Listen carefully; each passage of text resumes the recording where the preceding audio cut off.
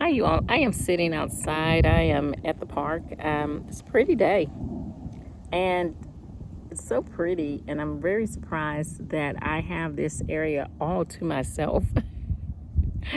There's just nobody here. I think it's probably because it's getting a little warm, but I am sitting near the water, um, under the trees, and so it didn't feel that warm to me.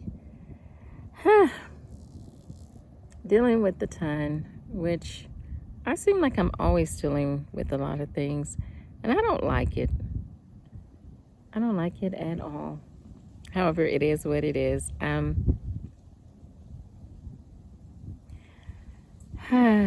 Today I started working on something. I've been drinking the mushroom coffee, and it's been good. I've not seen the benefits that it's supposed to do, like with your digestive tract and everything. But I'm thinking it's because the pulmonary hypertension that I've been diagnosed with is causing other issues. I was reading how the extra oxygen and stuff can make your tummy kind of be puffy. And I think that's what I'm going through because it's kind of what's still happening. I shouldn't still have this trouble with the amount of good stuff that I am helping my gut with. So I tried something different today. I'm drinking because trying not to use my inhaler as much. So I was looking in the store and I found this right here. It's called Poppin' Bottle. It is a coffee, a mocha cold brew. It's got adaptogens in it, and it's got ashwagandha, which is interesting for coffee to have ashwagandha. I need to do some research on what ashwagandha actually provides for you. I know it helps you relax. I know it helps your brain shut off at night, but it's got to have other things too. So I need to do some research on that. But one of the things I'm noticing is my face is puffy. It's been puffy for the last couple of days. And I know I haven't felt good the last couple of days. So I'm thinking that has a lot to do with it. And I wonder why my face gets puffy. I need to do research on that. When I don't feel well, when my heart, I guess it's really when I'm having trouble, like if I do too much, like I think I did Sunday, my face gets puffy. It's like, and my chest hurts. And the area where my heart, the right ventricle is. And so it's got to be connected. So I'm going to do some research on that. And I need to make sure I ask the doctors when I go in October to Baylor Scott and White Heart Hospital. Excuse me, I'm going to ask the doctors about that.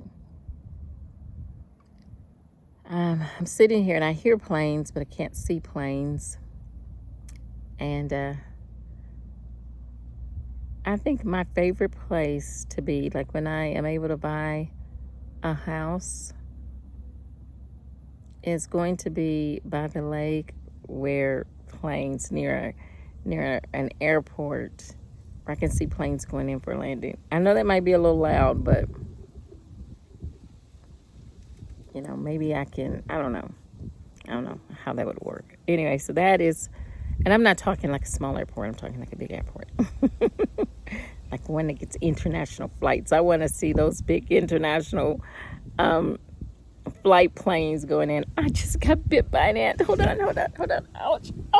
It's a fire ant. Oh, goodness. I'm sitting over here with fire ants. Anyway, if you're from Texas, you know what I mean. I don't know if I'm pretty sure other southern states have fire ants. But, yeah. We just claim anything that is hot and crazy. We like to claim that for ourselves in Texas. We're a different breed in Texas. We used to be our own country, so we still got that kind of mindset, like we're set apart from the rest of the United States. Anyway, so yeah, so that's what I would like to do. But I'm working on every day being productive. I haven't done any writing the last couple of days, so today I'm going to catch that up. I'm going to do some reading. I've been going through the Gospels again. I'm in Matthew. I think I'm halfway through. No, I'm not. I'm a third of the way through. Third? Yeah, a third of the way through. I'm really studying how Jesus handled situations and what he really said, because it can get, I've been a Christian for a long time, heard a lot of messages. There's a lot of things I hear that when I go back to the Word of God, I'm like, I ain't know what it said. But there's a whole lot of what I hear too that is good. So that is what's making me study more, because you can think sometimes that after you've been doing this for a while, anything, that you're okay. Because I've seen doctors that stopped learning and you can tell they stopped learning. So it's anything that we do, we got to make sure we're on top of it. When I was a restaurant manager, because I was never a kitchen manager, even though I helped, because there were times when you were the only manager there, or the kitchen manager was off, and so or just had worked that day, or was off. That's the best way to say it. And we'd have to know things for the kitchen. I mean, we had to know, they had to know my area of the business, I had to know theirs. And if I had any questions, I could always text. They could always text me too. But I would always forget the order that food is stored in, on racks. I mean, I wouldn't forget everything, but I would have to go over it on a regular basis. It's very, I knew that your unbaked goods or stuff that's not cooked definitely goes on top, because you want to go down from what can contaminate. And I know that chicken and pork was at the bottom. But then and I knew that beef was at next, and then like ground meats next, and then so I think it's fish. I have to go over. It's been years. I just did that, and it just took me back, you all. It took me back to the days when I felt like I had purpose. I still have purpose. It's just different. I'll figure this out. The Lord's going to help me figure it out. I'm going to be productive during this season. And so my goal is, at the age of 55, to write 2 books. They may both be, I thought one would be like a regular book, and then the other one would be like a devotional, but they may both be devotionals. I think I'm more of a devotional, or more of a devotional type girl. I think like that. But then there are things I need to definitely write a book about. But I do not want to write long books, because I want people who don't feel good to read my books. And I know what it's like to not feel good and to be going through a book, and it is very, very long. I need to make sure that I just write several different books, because I want people to read them. So anyway, so that's what I'm thinking about today. I haven't felt good at all. I feel better today, but yesterday I didn't even get out until like 1. It was my brother's birthday, so I went and got stuff for his birthday. Then I just hung out, just did some things. I'm trying to stay moving around as much as possible, but man, I was so sick. And I think some of the reason I was sick yesterday was because I had not done anything to help my airways open. So when I got home, I just went out and took a couple of puffs of the inhaler, the rescue inhaler, and it helped. But I had a little bit of headache later on. Oh, y'all, there's a boat. Oh, it's coming this way. Yay! Oh, are they turning?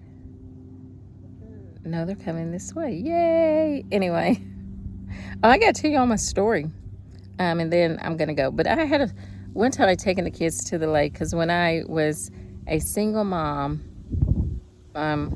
when I first got divorced, we were able to live in one of my friends' houses. They moved out of town. Their mortgage was not that much, considering how much apartments were at that time.